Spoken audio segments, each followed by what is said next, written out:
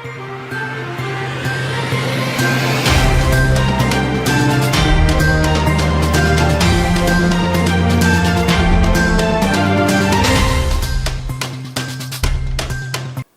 भर की बड़ी खबरों के साथ बस्तर की बात में आपका स्वागत है। नमस्कार, मैं हूं उपेंद्र। ध्यान रखें, कोविड का खतरा पहले से जरूर कम है, लेकिन अभी पूरी तरह से टला नहीं है, इसलिए सावधानी न छोड़ें। हमेशा घर से बाहर निकलने से पूर्व मास्क पहने और हाथों को लगातार सैनिटाइज करते रहें और साथ ही भीड़भाड़ वाली जगहों पर जाने से परहेज करें और अपनी बारी आने पर दोनों टीके आप अवश्य लगवा लें। इन्हीं बातों के साथ बढ़ते हैं खबरों की तरफ और देखते हैं आज की हेडलाइंस। जन सूचना अधिकारी और प्रथम अपीली अधिकारियों की एक दिवसीय कार्यशाला हुई संपन्न। मुख्य सूचना आयुक्त और सूचना आयुक्तों ने दी सूचना के अधिकार अधिनियम के उद्देश्यों तथा अधिनियम के बारीकियों के संबंध में जानकारी। अनुसूचित जाति और अनुसूचित जनजाति वर्ग के अभ्यर्थियों के लिए निःशुल्क कंप्यूटर प्रशिक्षण प्रारंभ और रिक्त पदों पर भर्ती हेतु मेरिट सूची प्रकाशित सूची के संबंध में 20 अप्रैल तक दावा आपत्ति आमंत्रित। हेडलाइंस के बाद अब खबरें विस्तार से। सूचना के अधिकार के अधिनियम 2005 के अंतर्गत जन सूचना अधिकारियों और प्रथम अपीली अधिकारियों की एक दिवसीय कार्यशाला का आयोजन शुक्रवार को कलेक्ट्रेट के प्रेरणा कक्ष में मुख्य सूचना आयुक्त M.K. राउत की अध्यक्षता में आयोजित की गई। इस अवसर पर मुख्य सूचना आयुक्त श्री राउत और सूचना आयुक्तों ने सूचना के अधिकार अधिनियम के उद्देश्यों और अधिनियम के बारीकियों के साथ साथ जन सूचना अधिकारियों और प्रथम अपीली अधिकारियों के कार्यों और दायित्वों के संबंध में विस्तार पूर्वक जानकारी दी। प्रशिक्षण कार्यशाला में मुख्य सूचना आयुक्त M.K. राउत ने सूचना के अधिकार अधिनियम के उद्देश्यों के संबंध में विस्तार पूर्वक जानकारी दी। उन्होंने कहा कि लोकतांत्रिक शासन में सरकार और सरकारी मशीनरी जनता के प्रति जवाबदेह हो तथा सरकारी मशीनरी के क्रियान्वयन में पारदर्शिता हो सके तथा जिम्मेदारी सुनिश्चित करने के लिए सूचना का अधिनियम लागू की गई है। इस अधिनियम के माध्यम से ऐसी व्यवस्था सुनिश्चित की गई है जिसके अंतर्गत कोई भी नागरिक लोक प्राधिकरण के कार्यकलापों के संबंध में सूचना प्राप्त कर सकते हैं।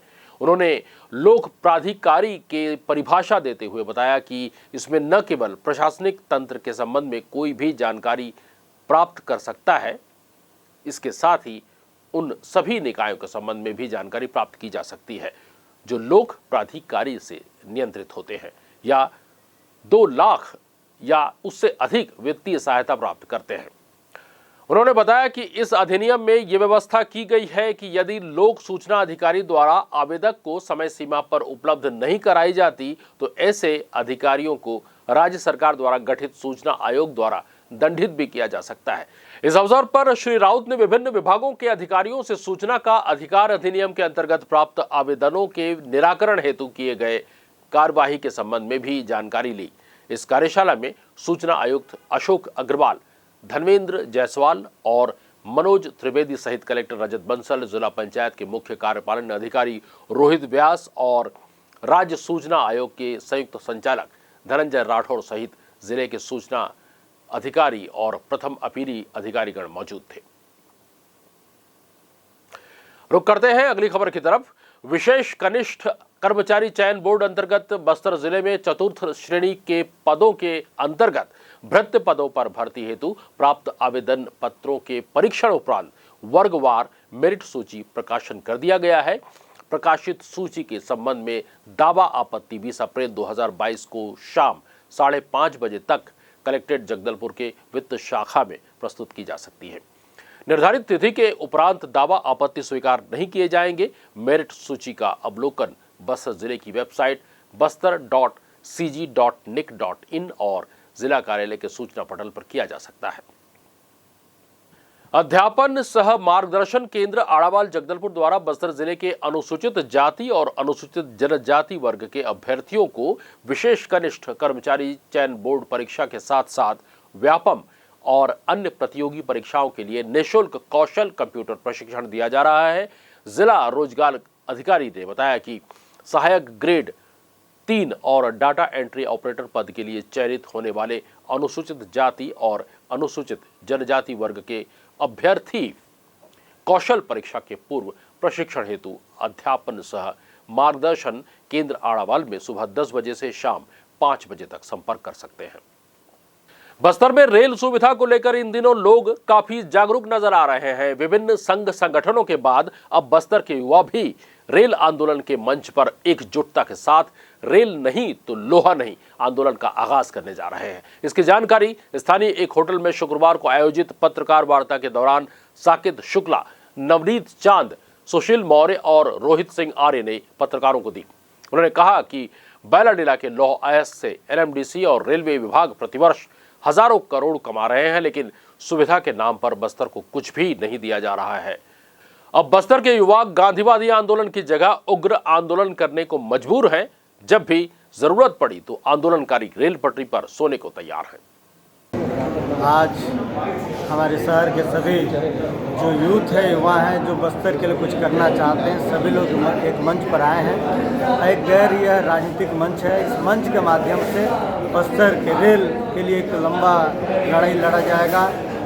जो रेल नहीं तो लोहा नहीं, इसी सोच के साथ जगदलपुर शहर के हमारे सभी जो ऊर्जावान युवा हैं एक मंच पर आए हैं। और यह गैर राजनीतिक मंच है जिसमें हमारे साकेत भाई, नवनीत चांद जी, रोहित आर्य सभी लोगों ने बस्तर के विकास में एक मील के पत्थर साबित करने के लिए एक मंच पर आकर आह्वान किया है। इस शहर के युवाओं से, बस्तर संभाग के युवाओं से, महिलाओं से, माताओं से, मजदूरों से, बुजुर्गों से, व्यापारी वर्गों से और सभी पत्रकार साथियों से इस आंदोलन को एक अंजाम तक लाना है। बस्तर में जो रेल की जो सुविधाएं हैं, रेल लाइन की जो अभी तक नहीं बिछ पाए हैं, जो पर्याप्त मात्रा में जो ट्रेनें चलनी थी वो सब नहीं चल पा रहा है। इन सभी मांगों को लेकर आने वाले दिनों में उग्र आंदोलन किया जाएगा, जिसमें आप सभी की महती भूमिका होगी और सभी आप इसमें आमंत्रित हैं। देखिए, एक हमारे जो वरिष्ठ जन हैं, बुजुर्ग जन हैं, वो काफ़ी लंबे समय से बस्तर के लिए संघर्ष करते हुए आ रहे हैं और निश्चित तौर पे उसका लाभ हमें मिला है। इसी को ध्यान में रखते हुए ये बेहद आवश्यक हो चला था कि ये जो आज युवा पीढ़ी है, जो नई पीढ़ी है, ये भी अपना योगदान क्षेत्र के विकास में दे। इसी को ध्यान में रखते हुए आज एक नया मंच का निर्माण किया गया है रेल आंदोलन के नाम से, जिस पे हम ना केवल सिर्फ रेल से जुड़े हुए जो भी सुविधाएं हैं जो हमें बस्तर वासियों को प्राप्त नहीं हो रही हैं, उसके लिए हम संघर्ष कर रहे हैं।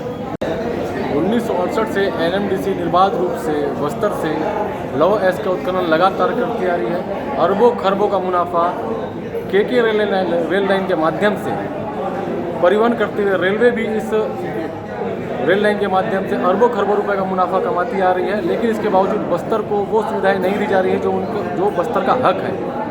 1995 में जगदलपुर दिल्ली राजा रावघाट रेल लाइन प्रस्तावित हुई थी, लेकिन 27 वर्ष बीत जाने के बावजूद इस परियोजना में जगदलपुर और रावघाट की ओर से एक ईंट का रखने का काम भी नहीं किया गया है, जिससे बस्तर संभाग की समस्त जनता में बहुत ज़्यादा आक्रोश है। और इस आक्रोश के फलस्वरूप बस्तर की जनता, युवाओं ने, आम जनता ने, लोगों ने मिल बैठकर ये फैसला लिया है कि अब रेल नहीं तो लोहा नहीं के तर्ज पे रेल रोको आंदोलन किया जाएगा। बस्तर के लोगों को जागरूक करके रेल की पटरी पर बिठाया जाएगा। खबरों में अभी और भी है बहुत कुछ। लेते हैं छोटा सा ब्रेक के बाद हम फिर हाजिर होंगे कुछ और चुनिंदा खबरों के साथ। देखते रहिए बस्तर की बात।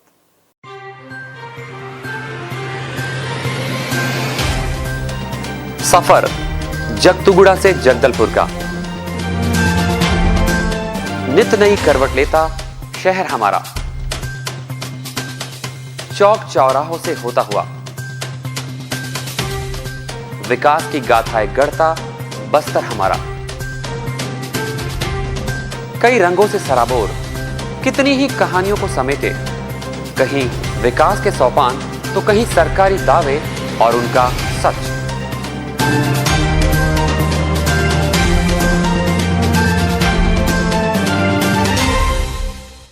आतंक से दहलते जंगल, जमीन और जीवन, साहस और धैर्य से करवट लेती जिंदगी, राजनीति की चौसर के जाने अनजाने दांव, व्यवस्था की खूबी, कमी और खामी, खूबसूरत नजारे। अब होगी हर बात हमारे साथ, बस्तर की बात।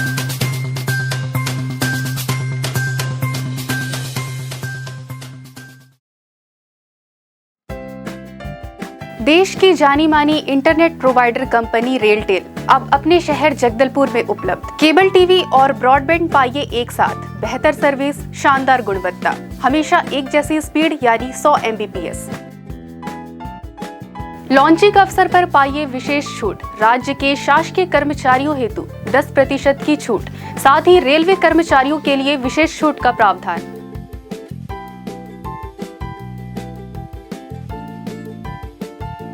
इंटरनेट कनेक्शन हेतु तत्काल अपने केबल ऑपरेटर से संपर्क करें या कॉल करें 9425262386 पर या 9617185020 पर।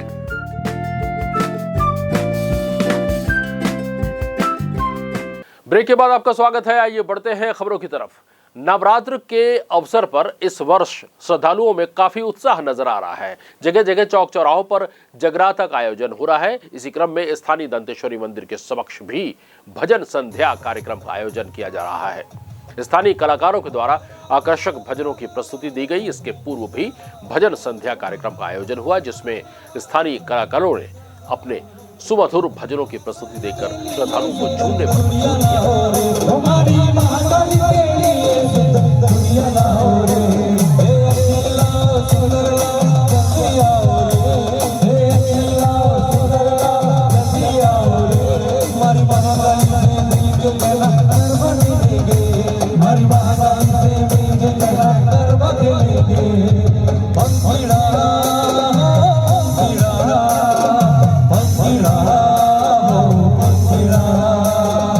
महाअष्टमी के पावन अवसर पर नवयुवक मंडल सिंधी समाज के द्वारा स्थानीय सिंधी भवन में माता के जगराता का आयोजन किया जा रहा है। इस जगराता में कोंडा गांव और दुर्ग के कलाकार इंद्रपाल कोहली और साथियों के द्वारा आकर्षक भजनों की प्रस्तुति दी गई।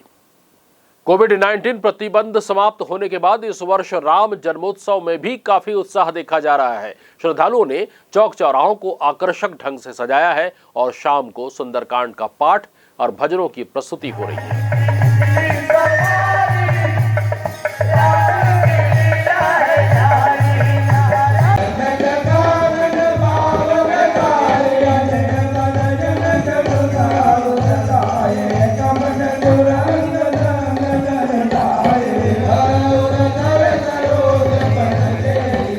कुपोषित बच्चों के उपचार हेतु स्थानीय गिदम रोड पर स्थित आयुष्मान केंद्र में व्यवस्था की गई है। इस सुपोषण केंद्र में 10 बेड की व्यवस्था है। वर्तमान में 12 कुपोषित बच्चों का उपचार यहां पर चल रहा है।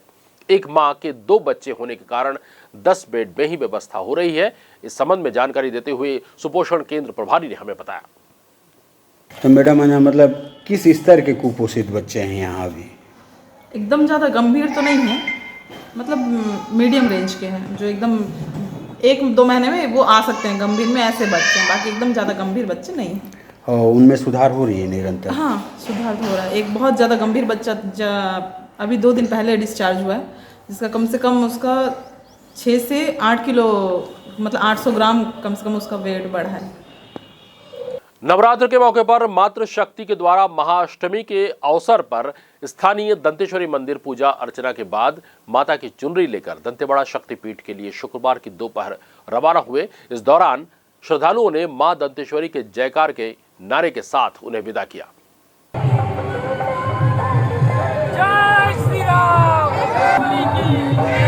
विश्व हिंदू परिषद द्वारा इस वर्ष राम जन्मोत्सव भव्यता के साथ मनाया जा रहा है। इसकी तैयारी भी जोर शोर से चल रही है। इसी क्रम में विश्व हिंदू परिषद और बजरंग दल द्वारा लोगों को जागरूक करने के उद्देश्य से शुक्रवार की शाम को नगर और आसपास के क्षेत्र में मोटरसाइकिल रैली निकालकर विभिन्न मार्गों का भ्रमण किया।